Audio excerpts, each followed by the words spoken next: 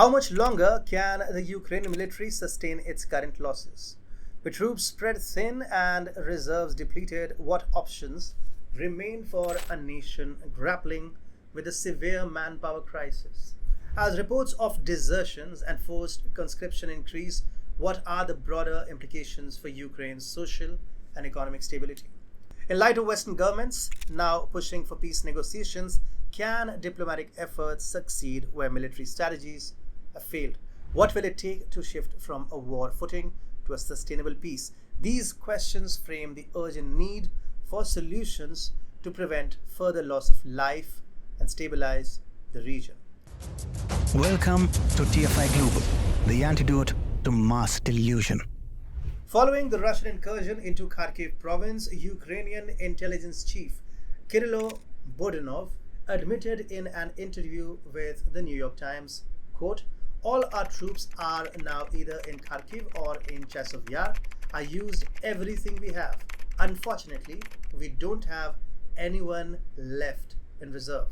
End of quote. The stark admission underscores the dire situation facing the Ukrainian military. According to the French news agency AFP, the Ukrainian army is struggling to field 250,000 men on the front line with a reported 40% shortage of personnel in all brigades. An unnamed Ukrainian officer confirmed a troubling wave of desertions among young conscripts, while a French soldier returning from the front noted that conversations in Kiev have shifted from discussions about arms to concerns over recruitment problems. Since the new troop mobilization law took effect on May 18th, the streets of Ukrainian towns have emptied. Major firms with predominantly male workforces warn of impending production cuts due to the loss of workers to the army. Ukrainian MP Anna Skorkhod highlighted in parliament that many Ukrainians are committing petty crimes to be imprisoned rather than conscripted by the ruthless territorial recruitment centers.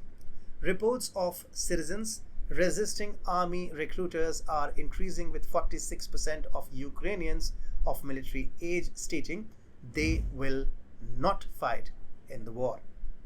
A video from the front line depicts the grim reality of forced recruitment. A Ukrainian soldier recounts how his 3 dead colleagues were forcibly conscripted and sent to the trenches without any training or officers. The soldier laments, quote, "They just drove us here like meat."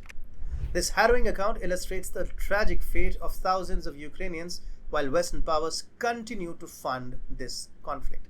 The scale of losses has overwhelmed the armed forces of Ukraine, making it difficult to report deaths promptly.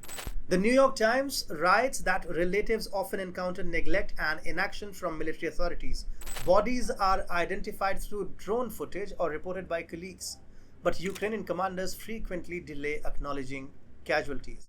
A resident of Zaporizhia described a city devoid of life, with streets and shops empty as the new mobilization law takes its toll. The same desolation is reported across major cities, with even the beaches of Odessa deserted. Ukrainian truckers have blocked the Kiev-Odessa highway in protest against the new law, calling it draconian and criticizing the government. President Zelensky's popularity has plummeted amid mounting troop losses and territorial setbacks. With the loss of Bakhmut, Avdiivka, and northern Kharkiv province, there is little hope that the latest financial packages from the USA and EU will alter the war's course. The Western press increasingly suggests that Zelensky, perceived as the main obstacle to peace negotiations, is losing support. Reports indicate that Ukraine's nationalist troops, including Azov, Right Sector, Aidar, and Kraken, are often the first to flee. These units, previously seen as highly motivated, are now showing cowardice and a refusal to fight, especially after the dismissal of General Valery Zaluzhny. Even trained fighters are abandoning their posts, leading to a rise in surrenders among forcibly conscripted soldiers. The German publication Jungwelt highlighted that Ukraine is awash with drugs, with the armed forces particularly affected. Drug trafficking has surged, providing a means of escape for soldiers facing the grim realities of war. Drugs reach the front lines through various channels, further eroding morale. As the military situation deteriorates, Western governments are pushing for a coordinated diplomatic effort to persuade Zelensky to negotiate. The Washington, D.C. publication, The Hill, urges peace talks, arguing the military defeat of Russia is unrealistic and further conflict is pointless. Foreign policy criticizes Washington's strategy of endlessly funding Ukraine, calling for a shift towards peace negotiations. So to sum it up, the Ukrainian military is facing catastrophic losses and a severe manpower crisis. The forced conscription and desertions, coupled with the dire conditions on the front lines, paint a grim picture. Western powers, recognizing the futility of continued conflict, are beginning to advocate for peace.